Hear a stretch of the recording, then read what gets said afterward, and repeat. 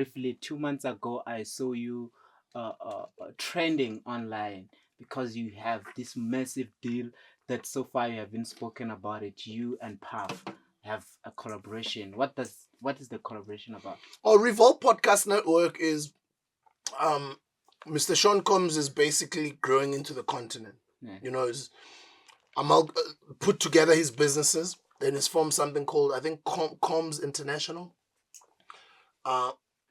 Combs International Inc. or something along those lines, where his focus for the rest of his career is to focus on the continent. It's been a very big part of the hip hop culture. Diddy, I mean, we all know. He owns one of his businesses is Revolt, and Revolt has got a podcast network which is new. That's where Drink Champs is on. Yes. Joe Budden podcast was also there. Very big platform. We did our first recordings just now a month ago. I was in Atlanta at the Revolt Music Conference. We're doing different interviews there. I interviewed some American celebrities. That was our start of our relationship. But the relationship is not me working for Revolt. There was an option for them buying the podcast, me working for them giving me a big check in dollars, and me going to go live in the States. I didn't want that option because that option literally was going to make me employed. Even though the money was good, I don't like being employed. No matter how much the money is nice, I don't like being employed. I want to wake up and decide that I want to let my hair loose like this. I don't want to be told how my hair must look like. I don't want to be told where I must be at what time. I don't want to be told what I must dress like. I want to wake up and decide to do whatever I want to do, and I'll continue being the entrepreneur and independent person that I am. So the other option was a partnership. So they don't acquire the rights of the podcast, but we just partner for us to create content that lives on the Revolt platform. That's a benefit to me because I'm not privy to that American audience of millions of people. That's actually a global audience. When I create content and I live on that platform, then I'll be exposed to the world now, right? So it's good for me. It's a plus for me. But what's nice is that now they have got a big, just like how we're built, just how YFM is, how Prime Media is, how radio stations are operated. You put together a content creation team, you put together the events team, the marketing team, the sales team are the most important ones because they're the ones that are going to sell all this creativity that has been packaged by all these creators. It's the same thing with that platform. American companies might just decide, actually, you guys only have one African podcast. Would like to explore on that one. We want to spend on that platform. So you've got the sales team selling these podcasts, and whatever revenue that comes was split with the Revolt people. That's the deal. And remember, they're in America, so they're not selling these podcasts for rands. They're selling it for dollars, advertising dollars, right? You're getting a fat check. So you're talking about dollars. Yeah. Yes. I mean, I'll make you one example. One company on one of is it her name? Karusha, I think is the name. The lady who's got one of the biggest podcasts on Revolt Network. Okay, let me not say Karusha. Let me just say one podcast. I'm not sure if it was her podcast, but one of the podcasts had received, and they were saying it's not a lot of money. I mean, how did these guys give us this much? But okay, we'll make it work. They're talking about $100,000.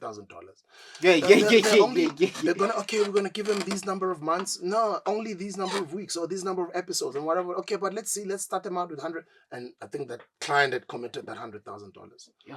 This is me when I was there and privy to those conversations and the amount of money that the American companies pay for advertising in podcasts.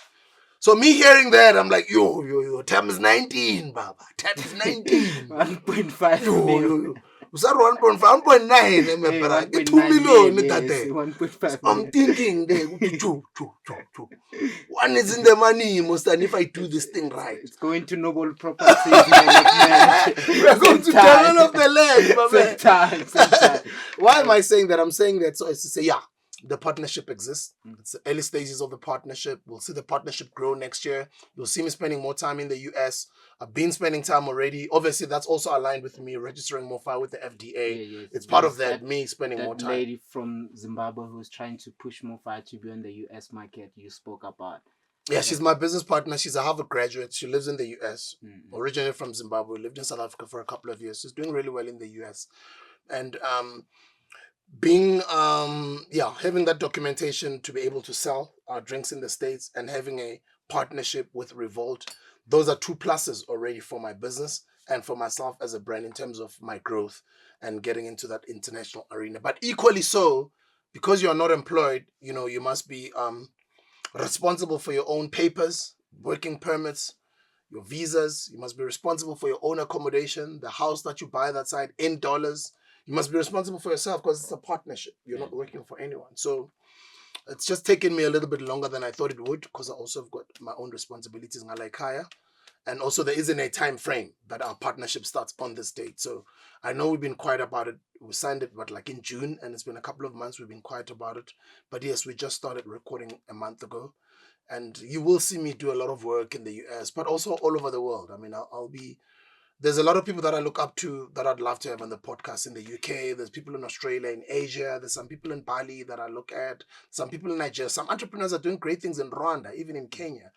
There's all these places that I still would like to travel and do all these interviews and create content for my audience to learn from. I'm not only fascinated by entertainment content, but I'm fascinated by education and learning from all these incredible people, and also the fact that mm, I'm going to be putting out more music.